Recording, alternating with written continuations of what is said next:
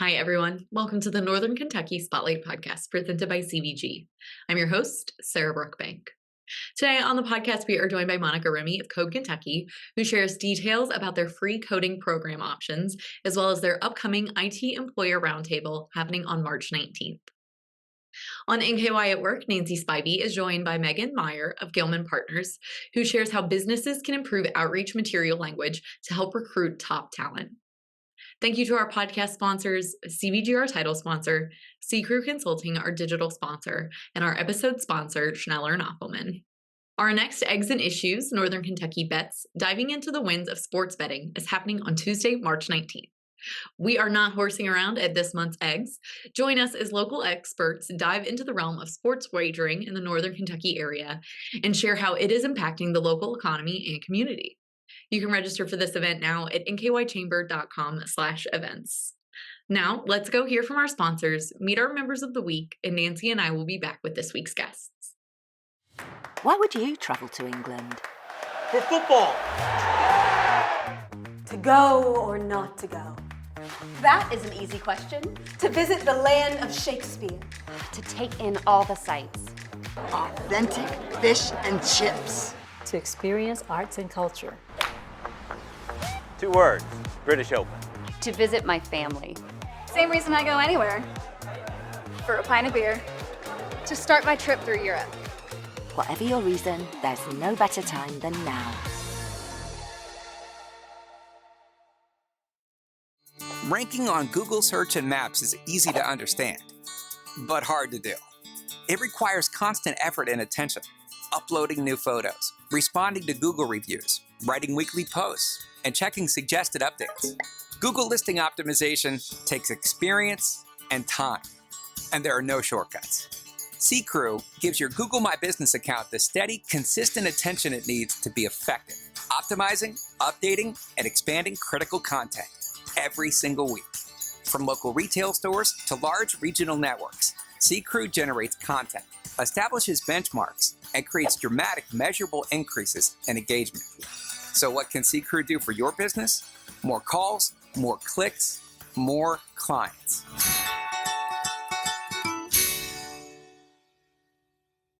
Congratulations to our members of the week. You can learn more about these businesses by following the Northern Kentucky Chamber on social media, where we will highlight one of these businesses each day. Now, let's meet our members of the week. Nestled in Covington, Opal Rooftop Restaurant and Bar offers a chef-driven dining experience, highlighting locally sourced, wood-fired dishes. The women of Impact 100 dramatically improve lives across the community by collectively funding transformational grants that make a lasting impact. Mind for Me LLC is a premier coaching and wellness training provider dedicated to helping individuals create and lead meaningful lives while achieving their full potential. The Kennedy team is a father-son team of realtors powered by Keller Williams who understand the stress of moving and are here to help navigate the process. Kirk Interiors Decorating Den Inc. makes the process of interior design stress-free for clients, offering personalized service, one-of-a-kind design, and project planning. Hi, everyone. Today on the podcast, I am joined by Monica Remy, who is a tech employer specialist with Code Kentucky. Monica, welcome to the podcast. Thank you so much for having me today. Yes, so let's talk about Code Kentucky. Start us off. Tell us about you guys, what you guys are doing, and how you guys got started. How we got started. Code Kentucky is a derivative from Code Louisville, which was started in 2013. When the pandemic hit in 2020, we started looking at different ways to expand the program. And in 2021, we're able to expand in a virtual way into both Northern Kentucky and Eastern Kentucky. And that part of the program is called Code Kentucky. The umbrella program is called Code U, which provides sort of an umbrella organization for Code Louisville, Empower Up, and Code Kentucky. And we cover the greater Cincinnati, Northern Kentucky area, the 4 lower counties in Ohio, and also Dearborn, Indiana. Wow, so you guys have a pretty big footprint for a company whose name is Code Kentucky. Yes. So tell us a little bit about what you guys are doing across the state and these programs that you have. It's a really cool initiative. I think it's a really great initiative. It is a 6-month program that allows people who might have some sort of aptitude may or may not have some post-secondary education, may or may not have a degree, pursue their first or second tech career. Um, so there are 3 programs. Our learning tracks are web development, software development, and data analytics. The main programs being taught are JavaScript, C Sharp, and Python. Yeah, it's a great initiative to get people into that tech sector. Tell us a little bit, and you kind of touched on this, what your typical participant, who is that person? Our typical participant is generally in their 30s or 40s. The program is open to anyone who is an adult, anyone who is over the age of 18. What we generally see are individuals who've had some sort of post-secondary education, but maybe didn't finish their degree, found that they had different options and maybe pursued a career and are having second thoughts and want to change that space that they're working in. Yeah, very nice. And so you said it's a 6-month program. How often are you guys running these programs? We run the program 3 times a year, and the way that we're able to do that with a 6-month program is to run it in modules. An introductory module where we sort of evaluate the participants and let them know if, while we don't turn anyone down, we do let people know if we think that they will require more support than we're going to be able to give, and it's going to be more of a challenge for them. So we get people up to speed. We sort of give them an overview of the different learning tracks and then allow them to pick. They then go through 2 modules and a final capstone project where they have a graded project at the end that they can add to their portfolio. Oh, that is awesome. It really sets them up to going straight into the workforce, right? It does. It does. We give them all of the tools. What I tell people when I'm working with them as an employer specialist is I cannot guarantee that you will get a job, but I can guarantee that if you work hard, you will eventually find that opportunity. Yeah, that is so great. And it's a virtual program as well. Tell us the benefits of doing this all online. The benefits of being a completely virtual program is that we are able to provide services to people who might not otherwise be able to attend. So you don't have to get downtown at 5 o'clock on a specific day. If you are a caregiver or you have childcare needs, you're able to work around within the home. We have a number of people who have taken the entire course with a baby on their hip. That is incredible. Really expanding the options for people who, like you said, may be seeking a second career option or have never really found what they've really wanted to do in life. When you are working with these program participants and they're graduating, what kind of jobs are they looking for? What kind of employers are you guys working with? We are working with insurance companies. We are working with accounting companies, software companies. When you think about software and tech, you might think just of, say, a software developer or a specific application developer. But there are tech jobs spread across all industries. You may not have your own application, but you probably host your own website. So junior web developers, data analytics, depending on the range of experience that people come in with, they may be suitable for more mid-level jobs. We also aim individuals who have no experience in tech and are really coming to this pure the first time. We tend to guide them towards what we call tech adjacent jobs. That's going to be like your technical support, your project managers, just to get that foot in the door. Yeah, it sounds like a really great opportunity for people. And then on the employer side, how can people get involved if we have employers listening right now? Employers can get involved in several ways. They can mentor. Uh, Part of our curriculum is taught by mentors. We have meetups on a weekly basis where participants are able to speak with mentors and other students to air problems or share solutions and work through things together. They can participate in Code Kentucky by being part of our guest speaker series. Not every employer has jobs available all of the time, but by engaging employers that way, they're able to interact with these participants, see what kind of quality workers that they will be, and sort of plan for the future. Yeah, that is great. And then you also have a very exciting event coming up for local employers. You guys have an IT employer roundtable happening later this month. Walk us through that and how people can get involved. We do. On March 19th, we are hosting a tech employer roundtable here in Northern Kentucky. Anyone who would like to get involved can contact me at monica@codekentucky.org. What we're doing is sort of bringing together a cross section of, say, pure software developers as well as companies that just have tech jobs within their realm to talk about trends, needs, the tech pipeline that exists in the area, how we can better serve that. And then we'll be presenting some more information about our program and potential job placements. Yeah. And how can people get more information and register for that? They can come to codekentucky.org for more information, or they can contact me directly. Okay, that's great. Monica, and so kind of switching from the employer side to the participant side, for people who hear this and are like, wow, Code Kentucky and these programs sound exactly up my alley, how can people get more information and what do they need to know before they apply? Before they apply, I would read the website. Come to codekentucky.org, read through all of the information about applying, and what we'll do is we will put them through a pre-assessment to see what their skills are and whether or not they would be a good match. Yeah, like you said, you don't say no, but you do say, hey, maybe you need to brush up on some skills. I know I took Python coding in college and I would need to brush up before I do anything else. Yeah. And Monica, this has been so great. Before I let you go today, is there anything else that you think that our listeners and viewers need to know about Code Kentucky? Code Kentucky is an excellent program. We are free both to the participants and to the employers that we work with. There is no cost to the individuals. We are funded through a grant. I've had some hesitancy from employers that I've spoken to because they assume that this is some sort of a headhunter service. It's not that at all. We are providing a source of information that I believe helps level the field for individuals who may not have had the opportunities previously in their education to skill up in tech. Yeah, such an important service, like you said, increasing that pipeline, getting people into those really nice, high paying careers as well.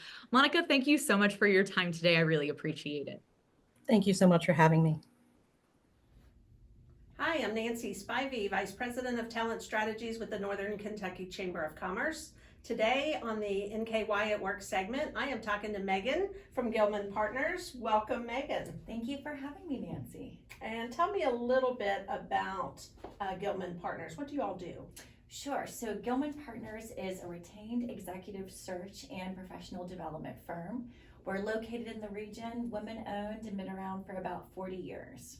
Oh, wow. Yeah, got a couple decades of experience between us. Well, I imagine there's been a lot of change in 40 years on the hiring. And I would say even in the last 3, we've seen immense change in hiring practices and what candidates are looking for and clients too. So I think today what we're going to talk about is you're one of our presenters for our Talent Strategy Symposium. Coming up next week. And tell me a little bit about what your topic is. Yes, so I will be talking with participants about how to improve their recruitment materials to best target candidates that are the most appropriate, excellent fit for their opportunities. So give me an idea of what people might be doing wrong and what they can do to improve. Absolutely. So we see a lot of terminology that is overused, a little stale, perhaps not very descriptive or exciting. And that's on the good side. You know, some of this terminology can be exclusive, problematic, or coded. So there are some terms that you're seeing like rock star, dominate the industry, guru, just thinking of a few at the top of my head, that by removing some of that problematic language and instead using more inclusive, exciting, accessible language, you could see as much of a 30% increase in your candidate activity and applications. Wow. Yeah. So it matters. Do you think that that's a newer trend that we're seeing, or do you think it's something that has just grown and it's been kind of a custom now of people? I think it has evolved with technology. So much of our recruiting is done through email, text, LinkedIn, InMails. We all get those, right?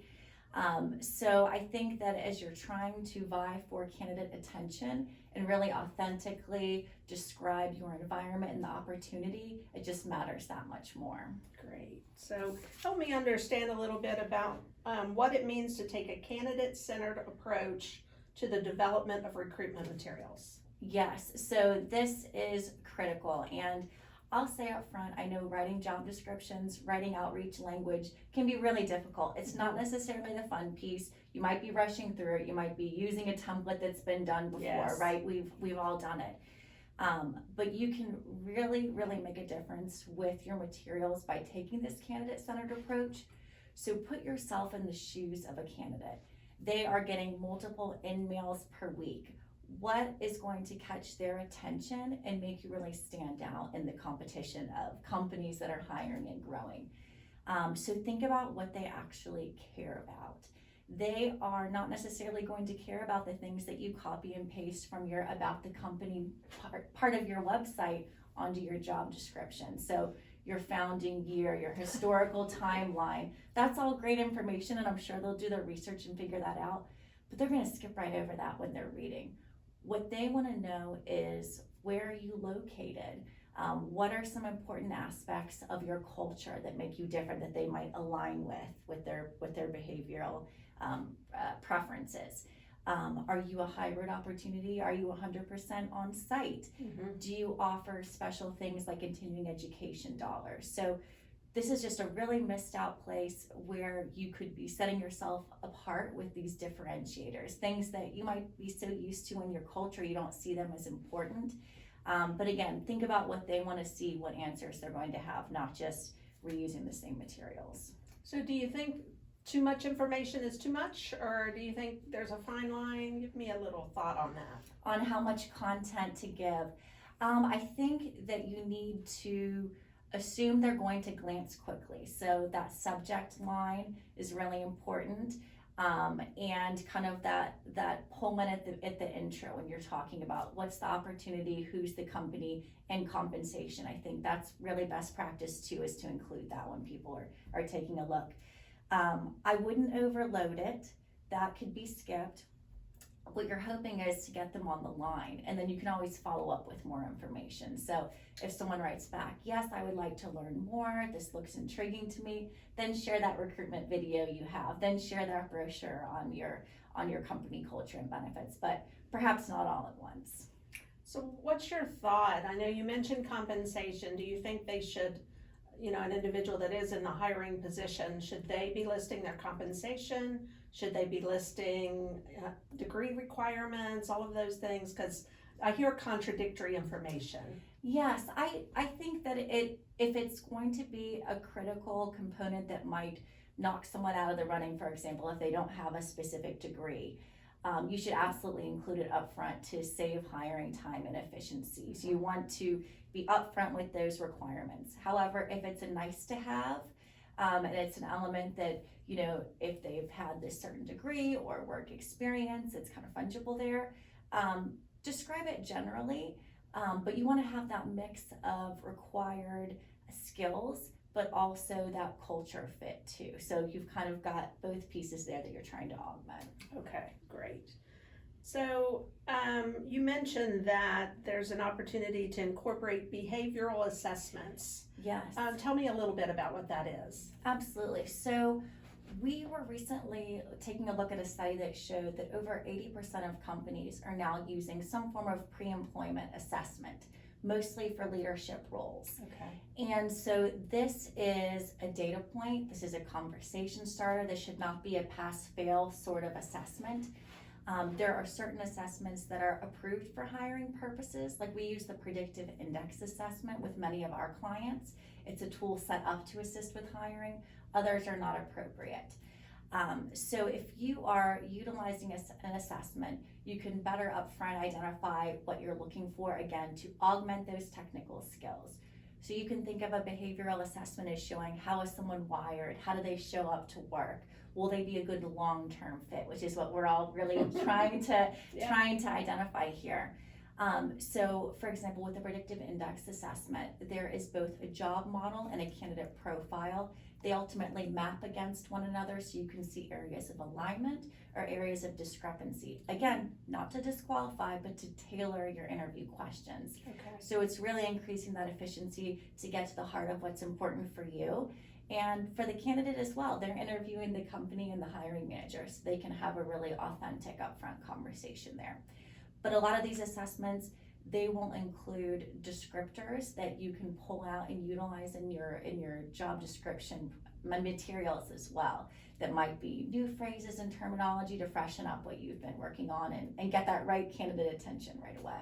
So it sounds like now's the time to take a look at your job descriptions. Yes. Think about your culture. Think about how you're going to align that with what you're trying to bring in the door. Correct? Absolutely. Great. It's never too late. It's worth the investment. Well, I really look forward to hearing your presentation next Wednesday. So thank you very much. You're welcome. Thanks for having me. Hello, everybody. I'm Chris Knockelman, owner of Schneller Knockelman Plumbing, Heating, and Air. As we kick off 2024, I want to let you know about a major giveaway of a free system, a complete furnace and air conditioning system for your home. All you have to do is go online at skpha/2024 giveaway, and you can register, no purchase necessary, to win this complete system for your family. If you're not interested because your system is too young, please share this with your friends and neighbors so that they have an opportunity to win also. And if you're not in the market for a new furnace and air conditioning system, make sure you call us and schedule your furnace tune-up here for the winter. And just remember, call Schneller Knockelman, your family-owned company. Trust us, we're going to be there for you.